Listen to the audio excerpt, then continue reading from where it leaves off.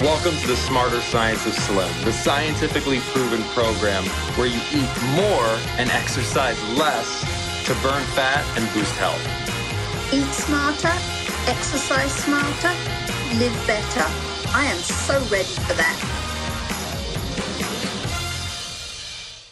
Up next at Real Food Con is Jonathan Bailor. The title of Jonathan's presentation is The Calorie Myth, the new science of eating more and exercising less to burn fat and boost health. Jonathan Bailor is a nutrition and exercise researcher, author, and speaker who specializes in using high-quality food and exercise to simplify health and fitness. He has registered over 25 patents, invented the marquee feature in Microsoft Word 2010, started 2 companies, authored the internationally acclaimed Smarter Science of Slim book series, as well as the revolutionary upcoming The Calorie Myth. Bailor serves as a senior program manager at Microsoft, hosts a popular syndicated radio show, and consults for organizations around the world. A summa cum laude and Phi Beta Kappa graduate of DePaul University, Bailor lives outside of Seattle with his wife Angela and works to enable others to live better through simple, proven science. You can learn more about him at his websites bailorgroup.com as well as smarterscienceofslim.com. Jonathan Bailor, welcome to Real Food Con. What's up, Sean? Thanks for having me. Thanks so much for being here. Really excited about this calorie myth topic you've got going on. Jonathan, when it comes to most things in life, we really welcome science. I mean, we love the convenience of it all. We love the efficiency, I should say, productivity, and it kind of helps us to lead better lives. I mean, we've got cell phones these days. We've got all this life-saving technology and all these scientific advances that we definitely take advantage of. So my question for you is why are we following fat loss, eating, and exercise advice from the 1950s? It's crazy, isn't it, Sean? I mean, we don't use the same cell phones we used a year ago. And it's just like every other area of our lives, we seek out the most modern knowledge. But when it comes to eating and exercise, we continue to get told the same stuff we were told literally in the 1960s. That's when the Senate came out and told us that we need to eat less and exercise more to address the overweight issue, which at that time, compared to right now, was nothing. So it's just mind-boggling. It gets me out of bed every single day because for these two just fundamental parts of our life, right? We're all familiar with that Maslow's hierarchy, and right at the bottom, it's like food and health. It's literally the same stuff for 40 years, and that's the same 40 years in which we've seen record-breaking levels of obesity, diabetes, heart disease, cardiovascular disease, and cancer. So it's not like, well, we got it right, so let's just keep going the direction we're going in the face of the worst disease epidemic we've ever seen as a civilization. And I do mean ever. This is the first time, today's generation of kids is the first generation of kids in modern American history expected to live shorter lives than their parents. I don't want to turn this session into a downer, but that is the most horrific thing ever. I'm not a parent, but I can imagine that any parent in the world just wants their child to live a happier, healthier, longer, and more fulfilled life than them. That's their only wish. And we're living in a world where that isn't happening. And that's heartbreaking. And the most heartbreaking part of it, Sean, is that it doesn't have to be that way. There have been dramatic technological advancements and scientific advancements in the fields of nutrition and exercise. It's not like those researchers just shut down shop and said, oh, we got it right in the 60s, might as well stop now. There's been dramatic advances, but it hasn't been shared with us because we established this protocol. We established this eat less, exercise more, high starch, low protein, low fat diet. And then we established a pharmaceutical industry to support the disease that causes. And then we established a billion dollar fitness industry to help treat the symptoms of that improper diet. And it's just perpetuated itself over and over and over again. but there is a smarter way. But we need to look beyond the spandex. We need to look beyond the glossy magazines. We need to look beyond the infomercials and the daytime talk shows and look to the actual experts. Like, not me. I'm not a researcher. I'm a mouthpiece for researchers, and we've lost, there are experts, even primary care physicians. Where are primary care physicians getting their information from? In a lot of cases, they're getting them from pharmaceutical sales reps. And a primary care physician is busy. They're seeing patients day in and day out. There's an entire another field called research. There are people that just do research. They don't even talk to people. They just do research, and then they write their research up in academic journal articles that nobody other than other researchers read until now. That's what I've made my personal mission, is to read this stuff and to make the modern science of food and eating and exercise and healthy living accessible to all of us, because Lord knows we need it. We're literally dying for it. I gotta calm down here, Sean. I'm getting a little too riled up. I love the passion, man. I love where this is coming from. Tell us what exactly is the calorie myth? The calorie myth is the cause of these modern disease epidemics. We've trivialized and we've least common denominated, if that's a word, all things exercise and all things eating to one metric: calories, right? How many calories did you eat today? How many calories did you burn? And because of that, we've lost sight of what is real. Because calories, again, we're not bomb kilometers. We're not simple machines. We're biological organisms. So the calorie myth is this idea that, one, understanding calories, and that, two, counting them is required for health and fitness. And we can get into the science in detail of why that has been proven wrong, but just common sense. And Sean, you know this better than anyone else with your Just Eat Real Food message. Up until the 1970s, nobody in the mainstream knew what a calorie was, let alone count them. And we were slimmer and healthier. And no one in the world knew what a calorie was until in the 1800s, because that term wasn't even coined in the scientific community until then. And the rates of obesity, Sean, the earliest records we have are from military records, and they show that in the early 20th century, the rates of obesity were sub 3%. So how in the heck could counting calories be required to be healthy and fit when every single generation that ever lived in any culture, anywhere, in any time period prior to us didn't even know what a calorie was, let alone count them, and they were all healthier and fitter than we are today?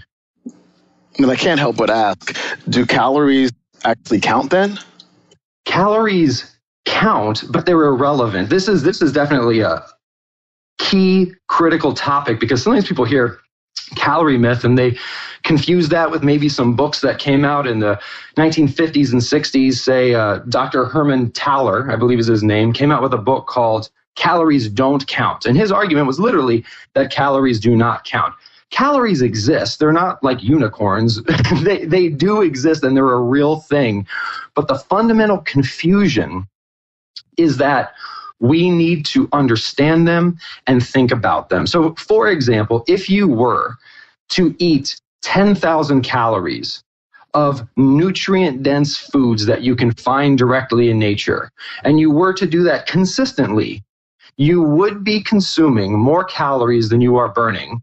And you would therefore be overeating, and you would therefore, by definition, gain body fat. But here's the catch. Nobody does that, and nobody will ever do it, because your stomach would literally explode if you tried to put 10,000 calories of non-starchy vegetables, nutrient-dense protein, whole food fats, and low fructose fruits into it. It simply wouldn't fit.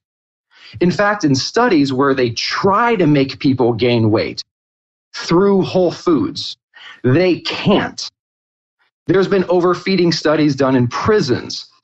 There's been overfeeding studies done all over the country. And in every case, weight gain is a struggle because, again, these are not gradual weight gain. This is like try to gain weight. And then when they stop forcing people to overeat, everyone automatically returns to their baseline weight. And that's the key point here, Sean, is that our body is not a passive vessel. Our body is not stupid. Our body is not broken. Our body is brilliant, and it is self-regulating. And we know this. If we drink more water in means more water out. We go to the bathroom more. If we eat foods that spike our blood sugar, our body does things to bring our blood sugar back down. If our blood sugar falls too low, our body does things to bring it back up. If we don't sleep enough, our body drives us to sleep more. If you try to keep your eyes open, it will become harder, right? Every living organism works to maintain a state of balance, otherwise known or taught in our high school biology classes as homeostasis. We get this and we accept this in every other area of life, or at least every other area of biology. But we are led to believe that this one part of our physiology works differently. That this one critical part, energy balance, preventing us from becoming overweight, which contributes to disease, and the ability to avoid starvation, that the body just sits back and doesn't do anything. That is mind-boggling, Sean. Like, we know there's two parts, many more parts of the brain, but the two that are relevant to this conversation are, we've got our amygdala, right? We've got this more basic animal part of our brain that takes care of instinctual things and puts us on autopilot and just takes care of stuff for us, right? We don't have to think about blinking our eyes or beating our hearts, because if we did, we wouldn't be able to get anything else done. And when we talk about thinking about things, we're talking about using our neocortex. This is the part of our brain that is uniquely human. It allows us to have podcasts and real food conferences. It allows us to do things like language and counting. And it is not things that are designed to maintain life do not require or should not require conscious intervention. They can't. If they did, we'd spend all our time trying to balance calories in with calories out, and we wouldn't be able to get anything else done. Not to mention that we're pretty daggone smart as a species, and I'm not aware of any other species that consciously needs to count calories in order to avoid obesity. So are we to be led to believe that we are less capable than cats or than rats? Because when they're just left to their own devices, left in their natural environment, they don't get fat. And that is because they are eating the proper quality of food. And when we eat the proper quality of food, our homeostatic regulation of weight takes care of our weight for us. Just like it would take care of our respiration for us, and just like it would take care of our blood sugar balance for us. You don't get heart disease from eating too much food. You get a breakdown of your cardiovascular system when you eat the wrong types of food. You don't get diabetes from eating too much food. You get diabetes, the breakdown of your pancreas, when you eat the wrong types of food. And you don't become overweight from eating too much food. You become overweight from eating the wrong types of food, which causes your body to balance you around a heavier set point automatically. This is why overweight people also don't gain weight forever. While we may have a growing number of individuals, in fact, morbid obesity is the single fastest growing portion of the obese population, those who are morbidly obese, we still don't see people weighing 4,000 pounds, right? Like, the body always seeks balance. It's just that some people are seeking out balance at a higher set point because they are experiencing a breakdown in that regulatory system, whereas others, like naturally thin people, of which we all know many, eat and eat and eat, and don't really exercise and seemingly stay slim. Why is that? That's because their body is balancing them at a lower set point. So the question is not how do we fight this system? How do we try to beat our bodies and eat less and exercise more? Because we will fail battles against our bodies, Sean. Like try not to sleep. See how that works. Try not to blink. Try not to breathe. Try not to go to the bathroom. Try not to eat. But that's what we're told. We're told to go through life hungry and tired. And that's unreasonable. And that message is tired, especially when the most brilliant actual experts all around the globe have proven for years, this isn't even new data, that our body weight is regulated. It's regulated by our brain, specifically our hypothalamus. It's regulated by the bacteria in our gut, our second brain, and it's regulated by our hormones. Our genetics also have a huge impact. So at this point, saying that it's just about counting calories and eating less and exercising more, to those who have seen the research, is a bit like saying the earth is flat. Like it makes sense on the surface. Like if you look out your window, it makes sense to say the earth is flat. Like it looks pretty flat to me. And if it wasn't flat, wouldn't we fall off? But just because something seems true, just because it seems true that if you eat less, you'll lose weight. And if you eat more, you'll gain weight. It's not. And once we understand that the body will work to counterbalance us, the last thing we want to do is eat less and exercise more. And the first thing we want to do is just eat real food. Dial up the quality of our eating. Eat more, but smarter. And dial down the quantity of our exercise, but do it with higher quality. Typically, when I get into a discussion about fat loss or even weight regulation, we'll say, people tend to bring up the law of thermodynamics. Doesn't that law prove that if I eat less, I'll burn fat? Sean, the best way to answer this question, because all of our wonderful listeners are going to get it. They'll hear this, they'll read the research, they'll hopefully check out the Calorie Myth book when it's out, they'll check out the Smarter Science of Slim podcast, they'll see the science, they'll understand the neurobiology of weight regulation, and then they'll talk to someone who just hasn't been exposed to the science yet. It's not their fault, they just haven't had that opportunity. And they'll say, if you eat less, you exercise more, the law of thermodynamics proves you have to lose weight. So let's deconstruct this, because again, it's not crazy, it's just a misunderstanding. And once we bring the real science to the surface, it becomes clear very quickly. So first of all, there's not a law of thermodynamics. There's 4.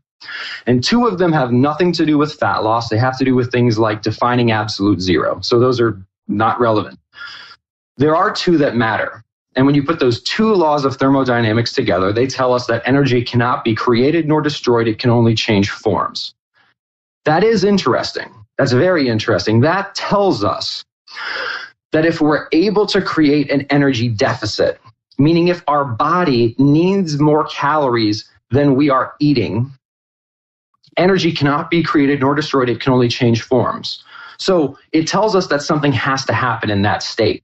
So question or point number 1, if we're able to create a state of caloric deficit, the applicable 2 laws of thermodynamics do prove that the body must do something. But they do not prove what that something is. They actually say nothing about what that something is. That has nothing to do with thermodynamic law and everything to do with biological law. And we'll get into what the actual biological law is in a second. But the first part is, first and foremost, if we eat less, are we getting in a state of caloric deficit? Like that's an assumption. People are just like, oh, well, thermodynamics, if you are in a caloric deficit state, you've got to burn fat, right? Well, no, we'll get into that in a second. But first, who said that eating less causes a caloric deficit? Eating less causes us to burn less. In fact, studies have shown that dropping caloric intake to just as low as 1,600 calories. And this is not an accidental reduction of caloric intake. Maybe someone would experience these spontaneous reductions of caloric intake when they increase the quality of their diet. This is just taking someone's existing diet and chopping it down. that our base metabolic rate, our calories out, can drop upwards of 40%. So if you were eating 2,000 calories a day and your calories dropped to 1,600 per day, and then your base metabolic rate drops 40%, you're not in a state of caloric deficit. So myth number one, eating less does not necessarily at all create a state of caloric deficit. This is why no matter how long we take the stairs or cut 50 calories a day like the USDA tells us, that will never make us weigh 0 pounds. But according to this interpretation of the quote-unquote law of thermodynamics, it should, because if we're in a state of caloric deficit and we got 50 fewer calories per day, well then just do the math. How long will that take to make us weigh 0? It never will. And the same things that prevent it from making us weigh 0 are the same things that prevent us from losing 10 pounds if we just eat 50 fewer calories per day. So the first question is, we cannot assume that eating less causes this caloric deficit. But even maybe more importantly, let's say we do create this caloric deficit. Let's say we go on one of these really aggressive starvation diets. Let's say we then exercise excessively, like that television show we're probably pretty familiar with, and we do create a state of caloric deficit. Well, okay, those two laws of thermodynamics do tell us, they definitively do prove that the body has to do something. But remember, that's all they prove. They do not prove that the body must burn fat. What the body does when faced with a caloric deficit has nothing to do with thermodynamics.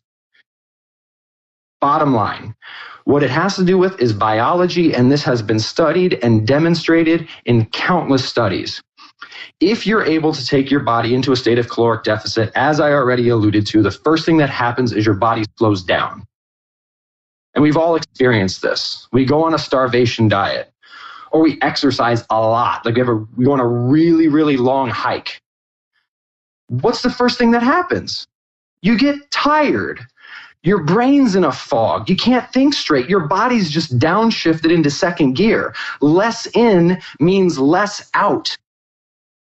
That's just the way the body works. So step one, you get in a state of caloric deficit. Your body doesn't burn body fat. It slows down. Burning body fat is a pain. Why would it do that when it can just slow down? And fat's there to protect you from starvation. So burning it is really going to be a last resort. And it is, because what the studies have also shown is if we're still in a state of caloric deficit, after we've slowed down as much as we can, our body will burn tissue.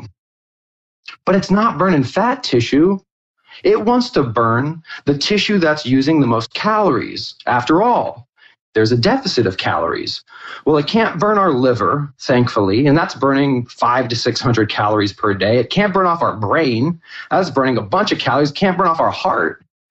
But it can, and it does, burn off our lean muscle tissue. In fact, studies have shown that up to 70%, Sean, of the non-water weight we lose when we go on these traditional calorie myth-based eat less, exercise more diets is coming from lean muscle tissue. So we've basically so far shown that the applicable laws of thermodynamics, rather than proving the old calorie myth models, show us that first, we slow our metabolism down if we eat less and exercise more, and then secondly, we burn off our muscle tissue.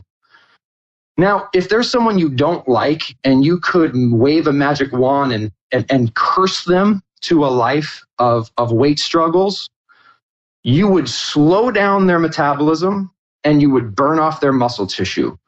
Those are literally the two last things we would ever want to do if our goal is long-term fat loss. Will we lose weight? Well, yeah, we're going to lose weight. We're burning off our muscle tissue, but that's not what we want. So we're burning off our muscle tissue, we're slowing down our metabolism, we're setting ourselves up for long-term fat gain and disease. And at that point, absolutely, Sean, if we are still in a state of caloric deficit, then we will burn fat. But what's going to happen? Well, we're going to become a statistic. We're going to become one of the 95.4 of the population for which eating less and exercising more fails long term. It's been demonstrated in studies that eating less and exercising more fails 95.4% of the time. And that really isn't all that surprising when we realize that the first thing that happens when we do it is we slow down. The second thing that happens is we burn muscle tissue. So at that point, Sean, and this is scary. At that point, if we ever stop starving ourselves, we will become fatter than we started. We have less muscle tissue and our body's running slower. So it's not like we even need to overeat. We just need to not starve. And that's why we yo-yo diet. And yo-yo dieting is one of the least healthy things you could ever do. So it breaks my heart because people throw around these, it's the law of thermodynamics. And these are usually naturally thin people. These are usually people that don't know what it feels like to be heavy and to eat less than everyone around you and to still be heavy. They don't know what that's like. They don't know the sense of helplessness that causes people. And we just need to take a step back. And we need to understand that 2/3 of our population aren't just lazy gluttons that need to eat less and exercise more. I mean, come on, that's just a mean thing to say. So let's stop attacking the vast majority of our population. Let's dig a little bit deeper into the science, which once we see it is actually common sense. And let's understand that we're not broken, that our bodies are actually beautiful and capable and designed to balance us out as long as we don't break them. And Sean, people will sometimes say, well, if our bodies are balancing us out, and if what you say about thermodynamics is true, which it's hard to argue against, doesn't obesity disprove this automatic balancing system you're talking about, Jonathan? Well, no, not at all, right? Like if it's too warm in your house, does that mean thermostats don't exist? Or might it mean that your thermostat is broken? Or maybe that someone bumped your thermostat and that it's turned up too high. Diabetes doesn't disprove that the body seeks to automatically balance out blood sugar. It simply shows that if we stop eating food as defined by things you find in nature, and we start eating edible products, processed starches and sweets and processed fats, that our body, our beautiful body that seeks to keep us healthy and slim automatically, can lose that ability. And just like we can lose the ability to automatically regulate our blood sugar, and just like we can lose the automatic ability to beat our hearts, we can lose the ability to automatically regulate our body weight around a slim and healthy set point. And that's the disease known as obesity. And the quote-unquote law of thermodynamics, it just needs to go out the window. So, Jonathan, why isn't a calorie a calorie? There are 4 proven factors differentiating one calorie or one source of calories from another.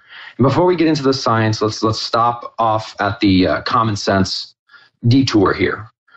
We all know that 140 calories of Coca-Cola, as we see advertised on these billboards, it's only 140 calories, makes us feel different.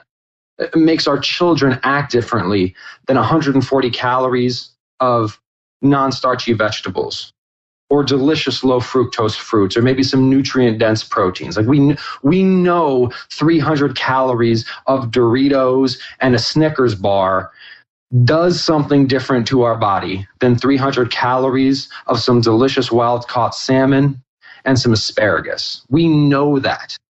So again, anyone who says a calorie is a calorie is a calorie, you might just want to turn the other direction. Not to be mean, but because this person just isn't seeking out the truth. So the truth that the research community has established unequivocally, like this is not controversial, it's just not well known, is that the quality of a calorie, which again is paramount here because we want to maximize the quality of our calories so that our body maintains that ability to balance us out automatically, is determined by 4 factors. I abbreviate these factors using the acronym SANE. SANE. The S stands for the first factor, satiety, how quickly a calorie fills us up and how long it keeps us full. For example, a food, quote unquote, food with low satiety would be Pringles, which advertises once you pop, you can't stop. They openly tell you that if you eat this thing, it will not satisfy you, right? There's always room for Jell-O. That's not a good thing. Light beer, the whole point of light beer is it doesn't satisfy you. So we want to eat satisfying calories, not unsatisfying calories. So clearly, calories are not the same when it comes to how much they satisfy us. The second factor is aggression. A lot of people know about this one by a bit of a different name. It has a lot to do with the insulin response that food causes, how quickly and how severely it causes our blood sugar to go up. It has a lot to do with glycemic index and glycemic load. 500 calories, high quality, unaggressive calories slowly creeping into our bloodstream are much less likely to overwhelm our metabolism or provide us with more energy than we need at any given point in time and therefore be stored as fat. So we want 500 unaggressive calories slowly trickling into our bloodstream so that our body can efficiently manage them. So we want to eat satisfying calories. We want to eat unaggressive calories. The N in SANE is nutrition. And this is the one we're most familiar with, but like most things, it's not represented correctly because it's focused on quantity rather than quality. We turn over the box of one of these sugar-soaked cereal product things, and it says, oh, it's a good source of whole grains because it has 3 grams of fiber in it. Or it's a good source of fiber because it has 3 grams of fiber in it.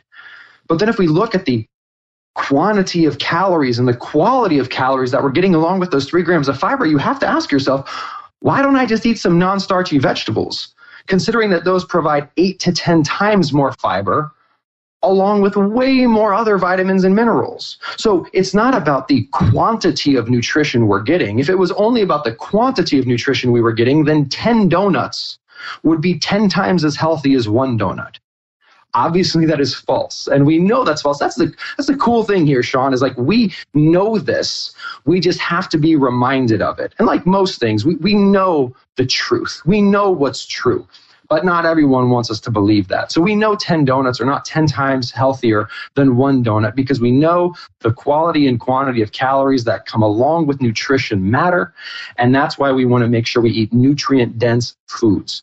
Foods that have high nutrition quality, that provide us with the most of what we need, essential fats, essential amino acids, vitamins and minerals, and the least of what we don't, things like sugar. So we want to eat sane, unaggressive, nutritious calories. 1 letter left, E, efficiency. This is the least well-known factor, and this is the most exciting for me, simply because it took me the longest to uncover the truth in the research. And that's our body does not process all sources of calories in the same way. So there's essentially 3 sources of calories, essentially. Protein, fat, carbohydrate. And we're all familiar with the fact that fat has 9 calories per gram, and protein has 4, and carbohydrate has 4. And of course, that has led to all sorts of misunderstanding about fat being fattening, which it's not, and everyone who's listening to this knows that. But let's dig into what is not as obvious. And that's, for example, let's look at protein versus carbohydrate.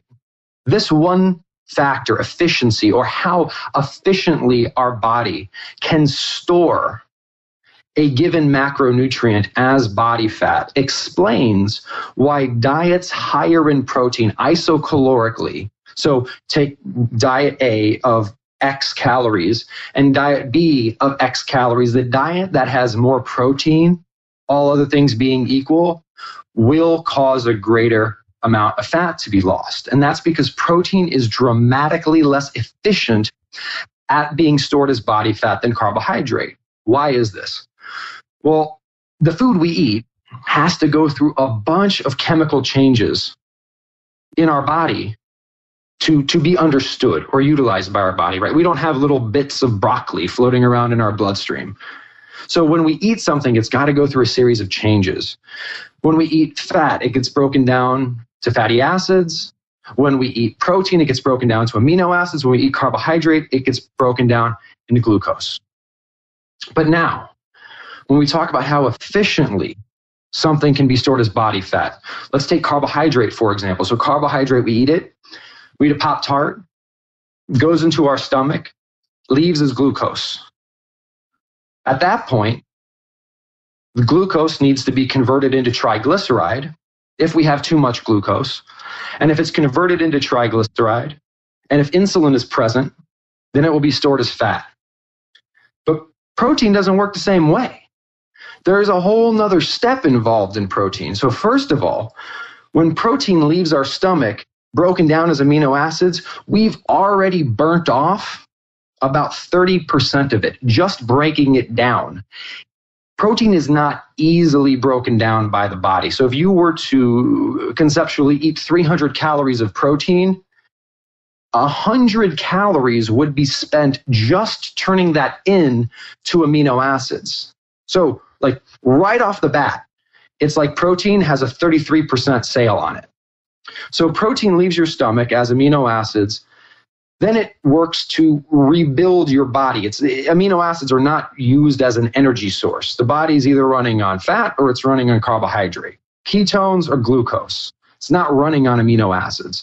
So if there's more amino acids than we need to fuel our brain and to rebuild our body, then our body will take those amino acids, those excess amino acids, and they'll convert it into glucose. So now we're at the same point of carbohydrate, but you'll notice that one, we burnt a bunch of calories, a bunch more calories just turning protein into amino acids. And then we have to burn a bunch of calories transforming amino acids into glucose. This all breaks down into the following, Sean. If hypothetically, we could just lay in bed and somehow cause our body to not burn any calories, which of course is impossible. The only way you can not burn any calories is to be dead, because 70+% of the calories you burn throughout the course of the day have nothing to do with physical movement.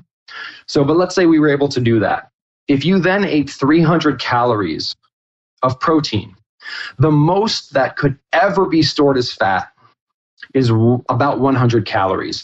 Literally 2/3 of the protein calories you consume are burnt off through the enormously complex and inefficient process of the chemical change from protein into triglyceride, which is then stored as body fat. Whereas if we did the same thing for carbohydrate, it's not as if carbohydrate, 100% of it would get stored. It wouldn't. About 200 calories of carbohydrate could be stored as fat. But you can see there that carbohydrate is significantly more efficient at being stored as fat than protein is. It's actually twice as efficient at being stored as fat as carbohydrate is. So a calorie is clearly not a calorie. We want to eat satisfying, unaggressive, nutritious, and inefficient calories, because when we do that, we will literally create, first of all, a hormonal environment in our body that facilitates fat loss. Second of all, it will be impossible, literally impossible for us to overeat. One, it would be painful. And two, our brain will fight against it tooth and nail. And finally, it will heal our body, because it will provide us with a radical abundance of nutrition. And if you want to stay healthy and slim long-term, having a hormonal environment that facilitates fat loss, great. Avoiding overeating without trying, great. Having an abundance of nutrition so that your body can properly function and doesn't think it's starving, great. We're 3 for 3, and we can make slim simple when we just eat more but smarter, more but sane calories. I love this SANE acronym. I love the way you just broke that down. So I'm sure our audience is wondering, so what do I eat? What's the sanest approach to carbs, proteins, and fats? The good news is that while we just covered a bunch of seemingly complex but intuitive biology, we can identify sane foods by keeping 3 simple things in mind. water, fiber, and protein. The more water, the more fiber, the more protein, the more sane a food is. So think of food as falling on a sanity spectrum, where you have the most water, fiber, and protein-packed foods on the sane side of the spectrum, and the most dry, low fiber, and low protein foods on the insane end of the spectrum. We want to eat as many sane, water, fiber, protein-rich foods as we can. In fact, we want to eat so many that we're too full for insane foods. We want to fool ourselves into health and slimness. And again, very easy. 4 basic food groups, the 4 sanest food groups in the world, presented in order of volume of food we would be best off consuming. First and foremost, easy, everyone agrees on. Non-starchy vegetables. Non-starchy vegetables are vegetables you could eat raw. You don't have to eat them raw, but you could eat them raw. Things like asparagus, broccoli, leafy greens, cucumbers, onions, mushrooms, like all the delicious, colorful goodness, stuff you could eat raw, stuff you often find in salads. This should make up at least 50% of your plate at each meal. And if that doesn't seem reasonable, make a green smoothie. Delicious, convenient, fun. Non-starchy vegetables, sanest substance in the world, plants, whole plants you could eat raw. Next, about a third of our plate, nutrient-dense proteins. These are foods that get the majority of their calories from protein. Not because foods that don't get the majority of their foods from protein are bad. That's not at all the case. It's just that they're not good sources of protein, right? A good source of protein is a food that has more of its calories coming from protein than anything else. So those foods are very simple to remember because it's actually a very short list. In terms of whole foods, you're looking at non-hormonally poisoned, corn-fed beef. You're looking at basically any kind of seafood. And of course, you want to steer away from the seafood containing heavy metals. So think about things like wild-caught salmon, good stuff. So basically any kind of non-toxic seafood, any kind of non-toxic red meat. Also looking at free-range poultry. Also some dairy products that are low in sugar. So things like cottage cheese and things like a Greek yogurt. These are going to give us the vast majority of their calories from protein, and they're going to provide us with wonderful nutrition. So half of our plate is non-starchy vegetables. A third of our plate is nutrient-dense protein. Humanely raised animals, mercury-free seafood, and select low-sugar dairy products. The remainder of our plate should consist of the next 2 food groups. Whole food fats. Whole food is critical. Things like nuts and seeds, avocado, cocoa, coconut, macadamia nuts, flax seeds, chia seeds. These are phenomenally healthy. We're eating the whole food, and the food is predominantly fat.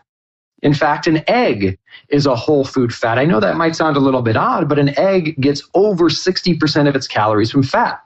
That makes an egg a good source of fat, and healthy fats at that. So non-starchy vegetables, nutrient-dense protein, whole food fats, and then last but not least, low fructose fruits. Just like every source of protein isn't the same, right? A hot dog is certainly not the same as a piece of wild-caught salmon. Not all fruits are the same. Some fruits provide us a lot more of what we don't need and a lot less of what we do need, say grapes, when compared to something like blueberries, any kind of berry, or any kind of citrus fruit. Berries and citrus fruits are going to provide us with dramatically more of what we need, vitamins and minerals and phytochemicals, and dramatically less of what we don't, damaging sugars such as fructose. Half of our plate, non-starchy vegetables, a third of our plate, nutrient-dense protein, and the remainder, whole food fats, low fructose fruits. And eat 2 of those plates. Eat 3 of those plates. Eat when you're hungry, stop when you're full, and just fool yourself into slimness by eating so much water, fiber, and protein-rich, sane food that you're too full for starches and sweets. Amazing presentation, Jonathan Bailor. Truly enjoyed it. You've got some free goodies for our audience. You've got a free 28-day eating and exercise program, as well as some free tips and recipes. Talk about that and where they can find them. The website is bailorgroup.com. That's BAILOR group.com. And you'll see there's banners all over the place saying the free 28-day program, as well as free daily tips and recipes. And the reason we put this program together, you just sign up with your email address, and then for it's actually 4 weeks. It's actually 35 days. The secret's out. We're going to send you a curriculum. We're going to help to educate you. Because that's really the problem here. The problem isn't that we're weak. The problem isn't that we don't care. The problem isn't that we're lazy. The problem is that no one's told us about the last 40 years of research that's gone on. So we do our best to, in 4 or 5 weeks, educate you on that 40 or 50 years of research, to reprogram your mind, to fundamentally change the way you see food and the way you see exercise, so that you understand and appreciate and feel the freedom of knowing that you can eat more and exercise less, as long as you do that smarter. And in fact, not only can you, but you should. It's incredibly liberating and incredibly healthy. And while we're doing that, we'll also keep it light, and every single day shoot you one quick, simple tip. Sometimes they're infographics, sometimes they're recipes, sometimes they're a fun interview with an expert, just so every single day you're getting just one little nugget that you can apply. So go over to bailorgroup.com, BAILOR group.com, check out that free 28-day program, and enjoy those daily tips. You're also a fellow podcaster. You have a Smarter Science of Slim podcast. Tell our audience about that as well. So trying to live in the shadows of the great Sean Croxton. Right. Actually, Sean, I think you were the second podcast I was ever on, brother. So mad love and respect. But yeah, so we started up our own podcast, and myself and my lovely co-host, Carrie Brown, who's an ex-British pastry chef, who now, instead of preparing insane treats, has figured out how to sanitize, play on the word sanitize. We're a little lame on our podcast.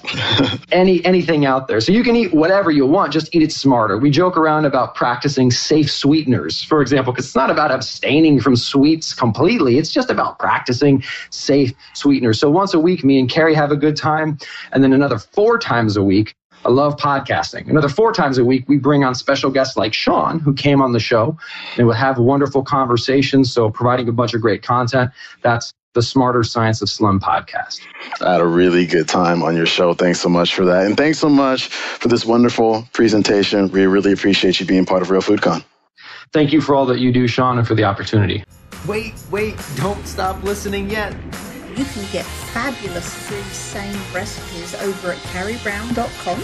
And don't forget your 100% free eating and exercise quick start program, as well as free, fun, daily tips delivered right into your inbox at bailorgroup.com. That's BAILOR group.com.